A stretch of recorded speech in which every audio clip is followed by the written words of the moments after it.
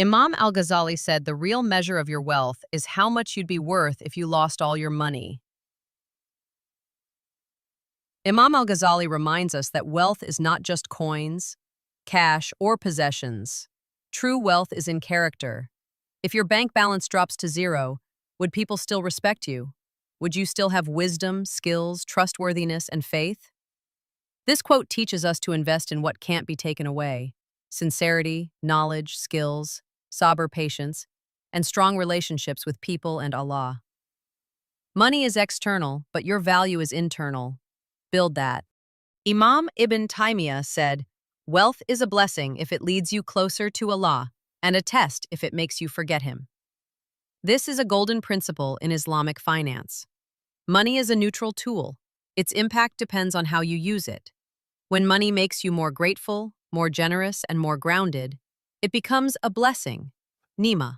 But when it leads to arrogance, heedlessness, greed, or abandoning salah, it becomes a fitna, test. Wealth isn't the enemy. Heedlessness is.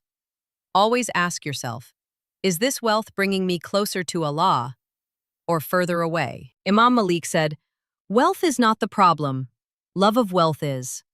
Islam allows, even encourages, earning, trade, and wealth.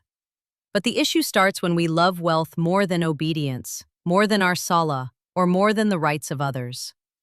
Love of wealth can lead to cutting corners, lying, cheating, stinginess, or even abandoning the pillars of faith. This quote reminds us to guard our hearts. You can have millions, but your heart should still bow only to one. Umar ibn al-Khattab said, "Trade and do not become dependent on people." Umar pushed the idea of being financially independent. In Islam, dignity in work is better than begging. Dependence breeds vulnerability, while trade breeds dignity. If you can earn through honest means, do it. Even if it's small, it's blessed. This mindset builds confidence, responsibility, and tawakkul, reliance on Allah, rather than dependence on the creation. Ali ibn Abi Talib said, "This world is like a snake. Its touch is soft, but its venom is deadly." Ali, with his deep wisdom, warns us not to be deceived by the sweetness of dunya.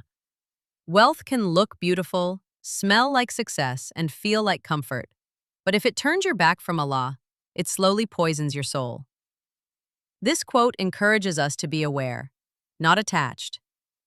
Enjoy what you have, but stay detached, knowing it's temporary and risky if misused. Imam Abu Hanifa said, "I earned wealth so I would never have to flatter a tyrant or beg a fellow man." Abu Hanifa ran a textile business even while becoming one of the greatest scholars. Why? So he could stay independent, free from political pressure. He didn't want to rely on rulers, beg for favors, or sugarcoat truth. This quote reflects the power of financial freedom in Islam, to protect your deen, dignity, and voice. We should earn not just for luxury, but for freedom from dependence. Imam Shafi said, "Wealth is a servant if you control it, but a master if it controls you." This is a direct reflection of balance. Money is a great servant. It can build schools, support families, enable sadaqah. But once it takes over your decisions, morals, and mental peace, it becomes your master. You begin to compromise deen for dunya. So always ask, am I using this wealth to serve Allah, or has it started controlling my intentions and actions? Abdul Rahman ibn Auf said, "I saw myself as a poor man even when I was the richest among the Sahaba. He was incredibly wealthy, yet never arrogant, never attached. He gave generously, lived simply, and feared that his wealth might delay him in the hereafter."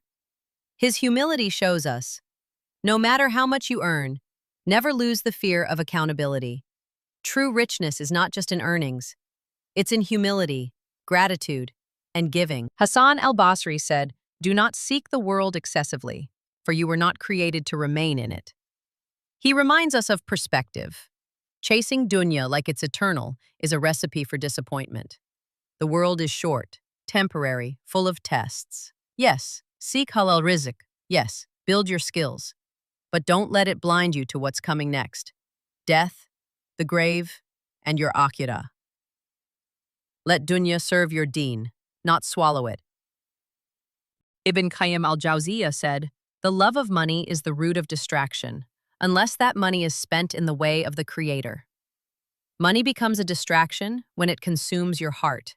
You begin chasing more, comparing more, and thinking of how to keep it instead of how to use it.